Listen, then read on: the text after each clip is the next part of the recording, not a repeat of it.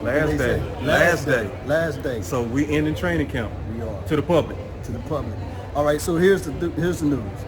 They had a real soft practice today. They ended it 2 hours before the time which was needed, right? Yeah. And that was a surprise. That was a surprise, element of surprise. But what they did was they allowed some of the family members to come down, shake hands, rub elbows, and things like that. But our biggest takeaway from this particular practice was Tyron Smith. He went down with a non-contact injury. You want to elaborate on that? Yeah, I'm still waiting on the news. Yeah. I'm still waiting on the news, so I don't know. Obviously, we're not in a place to where we get all the real feeds and we get all the real information real time. Yeah. So obviously, we going to let the facts come out on that. Right. But just to kind of talk about it from a speculative standpoint, it's sad because none of us want to ever say expected. At least I don't want to say expected. No. But at the same time, we have to kind of say it's expected. So this brings to light what we've been talking about, the swing tackle. And it's not even just about the swing tackle, it's how they're managing it. Because once again, we saw Josh Ball playing both sides, which means he is the official swing and not a Collins, and it makes no sense. Now, there's two folds to this. Okay. All right. They kind of shut the practice down early, but what I wish is they would have kept on rolling with this. Because this is how life happens. You may have in your mind, you may have in your mind, these are the set of plays that we want. Right. Boom. Injury happened. How are you going to be able to pretty much put things together? And the Cowboys offense didn't really do that. The defense, shout out to the defense, team defense. The defense held them down. They did. To three points. Yeah. Right. Good news though, we did see vertical today. Yeah. We did see what some people have concerns about. I know Coach Marv always bring up attacking the middle. They was attacking the middle today. They was attacking it vertically, and they had vertical success. Right. You know, I think a couple of players didn't have a good day. We gonna just tell you the truth of what we saw. Noah Brown had a lot of drops today. Yeah. Well, way too many. He dropped too many for our liking. Yeah, too many for our liking. And this is where we was getting into the competition and kind of really want to see real competition, because he almost carries himself as if he has it, which to me makes you slack. The people that's stepping up or the people that's feeling the pressure of the competition. Kelvin Joseph had another good day today. He did. He stepped it up. It's the competition that's coming from who? Yeah. It's coming from Bland. From Bland. And then when you do that, then what you're looking for is who else can step up. Right. We saw Anthony Brown kick back inside. Kelvin Joseph being the outside corner. Now Anthony Brown back at slot, batting everything. Thou shalt not throw Anthony Brown's way. He was just doing it. He just been doing this thing all this off season and a little bit. Hey, what you feeling about this contract year for him? What do you feel about Anthony? Get down. I'm Brown. actually glad you brought that up, because people been kind of wondering what would be the defensive backs switch up with Jordan Lewis being out. So we officially saw today that the switch up is what? Kelvin Joseph was moved to the outside. They treating him like a vet, not Bland. And they moved, which I think is smart, Anthony Brown to the slot. It fits him. It fits him. And then they kept Diggs to the outside. That's going to be your starting lineup. Now we know if Jordan Lewis ever was to go down. We clearly see what Dan Quinn's plan is, and it was revealed today. People been having questions about that, but it's truly answered. They ran with that package the most. Yeah. Do we really have to talk about Parsons? Always. I'm always cool to talk about Parsons. Well, Jabril Cox is one thing, but Michael Parsons is everything. I saw him, he was able to pick off a ball, I guess, number 27. Hustle play. 27 hit old boy way before he got to the ball. Yeah. But what I'm looking for in these type of situations, are you playing through the echoes of the Wilson? And he was. And that's how he was able to get he that ball. He even got up and tried to run with the ball. Try to run with it. So he's playing like he practiced. Or he's practicing like he's preparing to play. I said it backwards. Hey, it is what it is. Hey, it's better to be prepared for an opportunity and not have one than to have the opportunity and not be prepared. Facts. So that brother out there, he was prepared for the moment. And I'm telling you guys, when you look at Parsons, he's still quick, he's still fast, he is still that guy that can make things happen. And that's what we're looking for. And what this is also is that it's contagious. A few plays later, Anthony Brown said, "Shoot, let me get some." Right? Yeah. Diggs, did you see Diggs today? Yeah. What he do? Bigs look good. Let's see, because a quad day for a corner is a good day.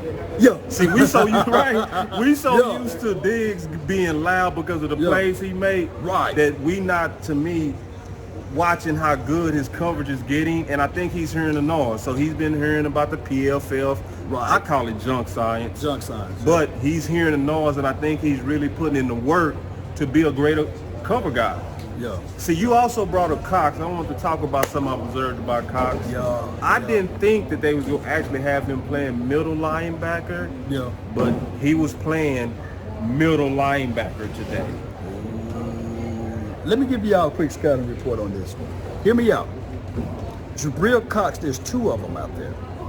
There's the LSU Jabril Cox that a lot of people look at his tape. He was detached from the box. He was playing outside linebacker. Yeah. And then there's mostly big nickel. Yeah. Well, when he went to South Dakota, right? Yeah, South Dakota. LSU.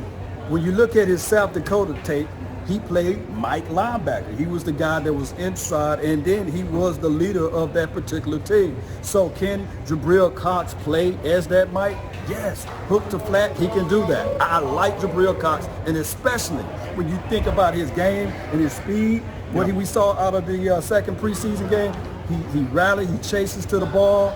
Even if he's not even within reach, go back and watch my film assessment on that, whereas he still played through the echoes of the whistle. The Cowboys, Cowboy Nation, then got them a steal out of Jabril Cox. But do that leave your guy, our guy, 45 out of the mix for final cut day?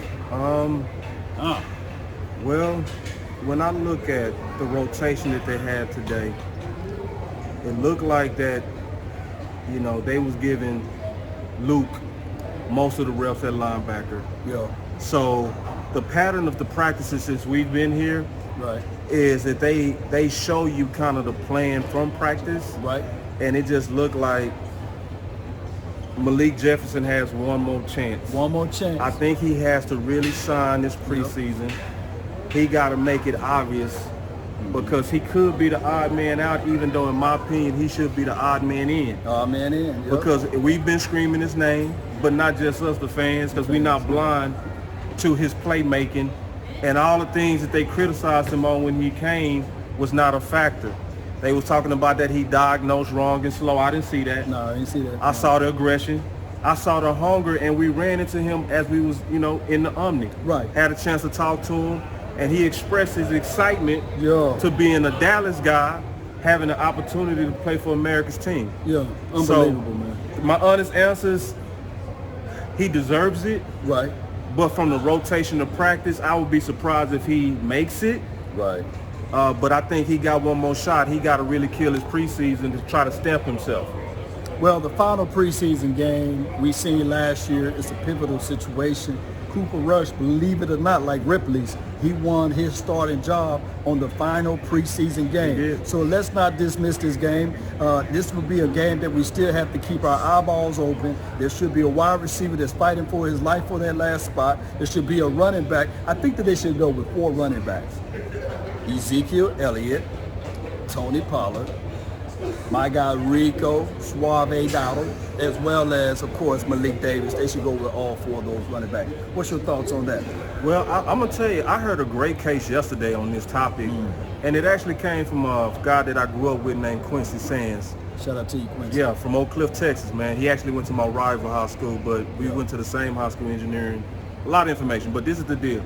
He said something that was real wise to me. He said, you can't just look at the need for running back this year. Okay. Look at what could happen next year. Obviously, we're not trying to fire Zeke, nor are we trying to fire Pollard. We're not saying that. What we're saying is both of those guys are like their own one-year contracts. Pollard actually is. So if you're trying to also prepare for the now with playmakers, you go with 4. But going with 4 also prepares you for what? The contingency plan in case you lose one or even both of those guys. Because they gonna have to hit free agency, and it's gonna be money pressures on Zeke. So we saw what happened to Cooper. Big facts. We'll get rid of a playmaker for money. So to me, if you planning for the future, that's a strong case to carry forward. Shout out, Quincy. Shout out to you, Quincy, man. That's good. That's a good breakdown there too. The tight end room, I think we need to touch a little bit on that. Yeah. Who's your tight end 3? Right now, I got to go with Ferguson. So McEwen is your tight end 2? No, actually, Ferguson is my tight end 2. Okay, so my tight end 3 right now. We ain't talking about Schultz. Schultz is still that dude, Cowboy Nation. You're right. We ain't hating on Schultz, but we talking about the future of the tight ends right now. So, and I'm not saying that he's not the future, by the way. Henderson had some bad practices lately. Yeah. He had some drops lately. True. But see, I always talk about this. What do you weigh? Do you weigh practice or do you weigh games? See, I weigh games. Yeah. That's big on my scoreboard because we all know there are certain players who don't practice well. Right. That's just a fact. Big but fact. then when those lights turn on, whew, Y'all see it. Yeah. when these lights right here turn on, some people just different. Yeah. It's like they get some kind of superhuman strength. Right. And he plays way better than he practices maybe. Right. You've been in so many training camps. I've heard you say many times that Dak is not a good practice player. He's not. But I also think that happens because Dak and practice with players like Dak is where you experiment, where you make throws that you wouldn't make. You try different things. You know? But then there are also, just like I said before, certain people that just turn up in the games. Yeah. So if he stamps another good preseason game, he's clear tight end 3. No questions, no fighting. Yeah, okay. I got no rebuttal to that. That's a good observation there. So, Cowboy Nation, the other thing that we didn't touch on so far, my guy, Boss Cowboy Sports, y'all be sure to hit that like, share this content, let a friend or a neighbor know where to go when they want to tune in to more Cowboys content like this. But the final thing that we got to touch on is defensive front. What are your thoughts of this defensive line? It's extremely ready. The defensive front is the least of my worries at this point.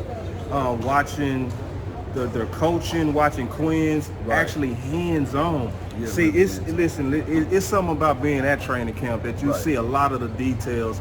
Watching Aiden actually run with his guys. Yeah. You know, after practice and watching, and I was able to see Neville Gallimore actually leading that group. Yeah. It's things you don't see sometimes unless you come see them up close.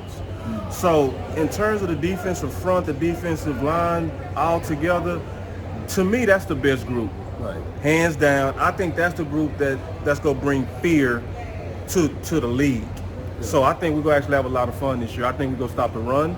Yeah. I think even John Ridgeway, as excited as we are for the White Gorilla, he's actually kind of like extra credit, you know, at this point. So I feel good about it. You feel good. So last and final preseason game, just give me a number, man, to look for. Who we need to look for, man? Well, who got a chance to stamp their approval to the 53? Well, I want to see Nashawn Wright definitely rebound. Yeah. And I'm seeing Boss Man rebound. Yeah. Nashawn has been in good positions. It's time to kind of close it. Right. Kind of show people, hey, man, I got the ability to make the plays. I just didn't make the plays when the ball was in position to make those plays. Right. So I want to see improvement from Nashawn. I want to really see these linebackers make a case to try to really make this team. And obviously that's what I'm going to be looking at. And then obviously as well, hopefully we get us a pleasant surprise of seeing Collins play both sides, even though that's likely not going to happen because they never practiced him at all on both sides. Lastly, I want to see Walesko. Walesko got some reps. Oh, he did. He got some reps. He got reps yesterday and today. He opted out of having the surgery, and he's back out there. I want to see if you opted out your surgery, let's put you in the game, and let's see what you about. Yeah. If you're not about what you should be in this short period of time trying to get you ready, go have your surgery, young man. Go have your surgery, and let's see you next year. One thing about Walesko that I can say that I love, he the biggest thing out there. Yeah, he is humongous. Live, he like... He's let's go. Yes, indeed. So, hey, these are the guys that I really want to shine.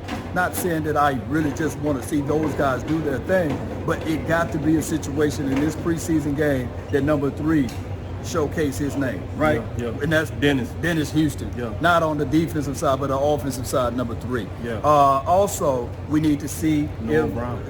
Well, Noah Brown, I don't think they ain't gonna play him. They ain't gonna.